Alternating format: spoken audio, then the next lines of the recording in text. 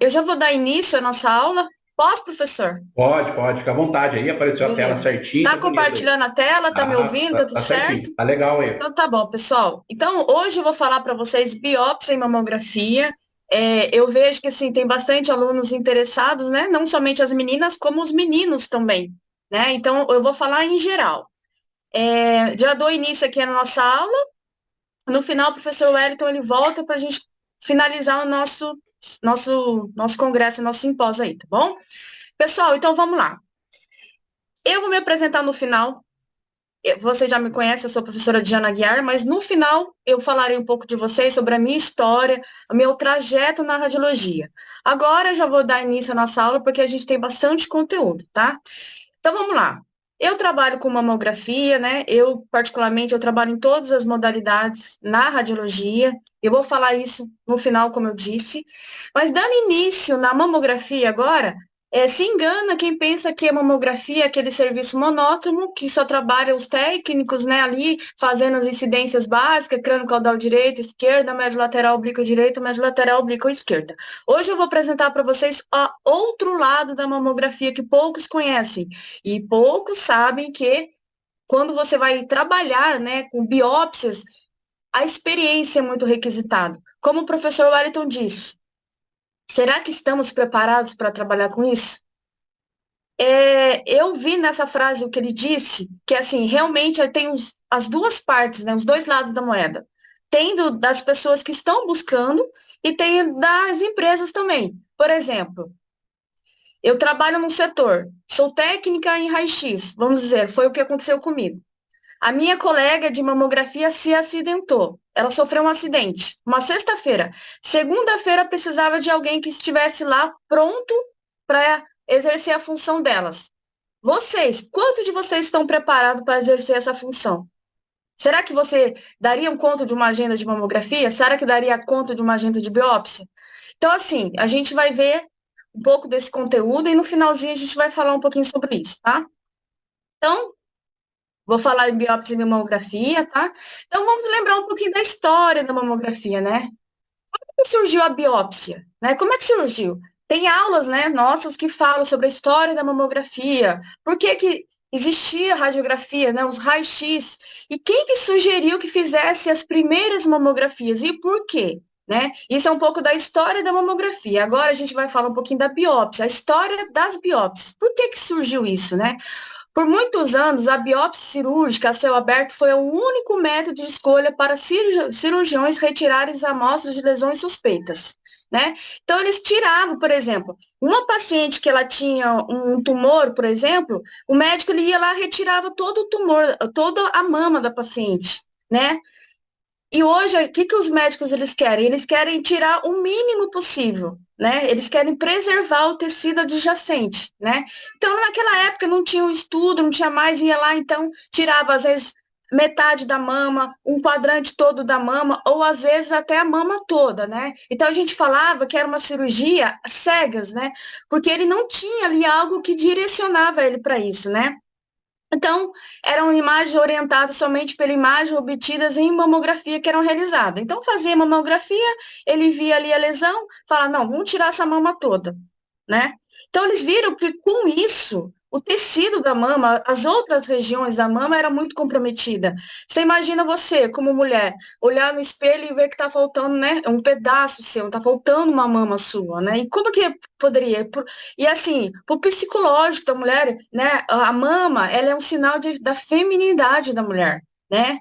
Então, quando você retira isso, meio que, né, a mulher ela se sente com vergonha, vem um pouco de, né, depressão, tristeza, né? Tira aquela um pouco aquela sensação, fala, nossa, e agora? Como é que eu vou conviver sem minha mama, né?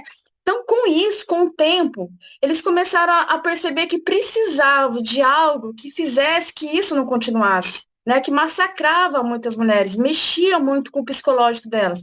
Então, eles começaram a fazer estudos, né? E vieram comprovações com melhores resultados, quando se colocava um reparo metálico na lesão com orientação biplanar para auxiliar os cirurgiões na remoção da área desejada. né? Então, no início dos anos 70, o desejo de conseguir um diagnóstico pré-operatório dessas lesões e evitar essas ocorrências, né, motivou alguns estudiosos a desenvolver uma mesa orientada por estereotaxia, né? E também a punção aspirativa por agulha fina, que é um procedimento que a gente conhece até hoje, que é chamado de PAF. Sob controle mamográfico, dando início aos primeiros procedimentos intervencionistas da mama. Então, aqui eu apresento para vocês a estereotaxia, né, que é esse aparelho que vocês estão vendo aqui, né, nos estudos, né, nos Estados Unidos, o Parker adaptou o propulsor de biópsia automático, né, o sistema de biópsia estereotáxica com a paciente em posição sentada. E, posteriormente, ele fez modificações na mesa, permitindo a realização de paciente na posição deitada, acoplando o propulsor automático, buscando minimizar as dificuldades técnicas, né.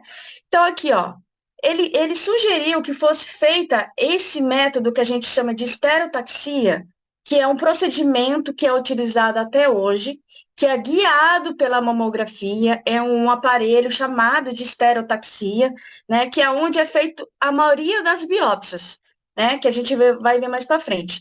A estereotaxia é a biópsia em si? Não. Ela é um método, é um aparelho chamado de estereotaxia, aonde as biópsias são guiadas, tá? Que fique bem claro isso. Então, às vezes, os alunos, eles confundem muito. Às vezes, os alunos confundem, professora, a estereotaxia é a biópsia? Não. A estereotaxia é um aparelho de mamografia que foi adaptado, né? Ele foi desenvolvido para guiar as biópsias. E quais são os tipos de biópsia que a gente tem? Para a gente ver aqui, né? Aqui conta um pouquinho, que a gente vai ver um pouquinho também, né?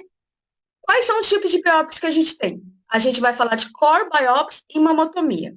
E depois, lembrando também, voltando um pouquinho aqui, que no início dos anos 80 foi desenvolvido essa pistolinha que a maioria de vocês, não sei quem de vocês aqui já acompanhou alguém a fazer uma biópsia. Às vezes fala, eu nunca fiz biópsia de mama, mas meu pai já fez de próstata. Meu tio já fez, né, de alguma região do corpo, por exemplo. A biópsia, né, essa aqui é a core biopsy, né, é a agulha que a gente utiliza, que foi desenvolvida, ela é uma caixa de metal que continha essas molinhas, é tipo uma pistolinha. Essa pistola, quando ela é disparada, ela pega, entra na região que você quer, retira um fragmento e volta, tá? Então, aqui a gente tem várias agulhas aqui, ó, que quando você dispara, ela entra na região, corta o tecido e depois volta. Quando vocês veem o número, quanto menor o número aqui, mais fininha ela é, né? Então, esse é um propulsor automático chamado de pistola. Então, a gente fala assim, meu pai foi fazer uma biópsia da próstata e ele usou a pistolinha. Então, isso aqui é chamado de core biopsy, né? A BiPAG, né? Que é o propulsor, que é usado por pistolinha. E daí eu pergunto para vocês, meninas, vocês que estão aqui comigo, muita gente mandando saudades, bom dia a todas, obrigado pelo carinho. Depois no final a gente vai matar a saudade aí, tá? Então, assim, eu pergunto para vocês agora, quando saber que uma paciente é candidata a realizar uma biópsia? Vocês sabem me dizer? Se eu perguntar isso para vocês agora, tem 45 alunos comigo, quem sabe me dizer quando a paciente é candidata a fazer uma biópsia? Se vocês fizessem agora um processo seletivo para mamografia e alguém perguntasse para vocês, quando que vocês sabem que uma paciente é candidata a fazer uma biópsia? Vocês saberiam responder? Então é o que a gente vai aprender agora. Quando que a gente sabe? Para a gente entender isso, a gente precisa conhecer realmente da mamografia, a gente precisa conhecer um pouco da teoria, e eu vou falar um pouquinho para vocês rapidamente sobre os BIRADs, né? Quando a gente vai lá na mamografia, a gente faz um exame de mamografia, por exemplo, as incidências básicas, crânio caudal direito, crânio caudal esquerdo, médio lateral oblíquo direito, médio lateral oblíquo esquerdo. Sou a técnica de radiologia, fiz minha paciente, fiz o exame básico da paciente, as incidências de rotina e deixei para o médico laudar. O médico, ele vai laudar aquela mamografia, ele vai avaliar a mamografia e vai olhar ali e vai ver os achados. Já volta aí, não saiam daí.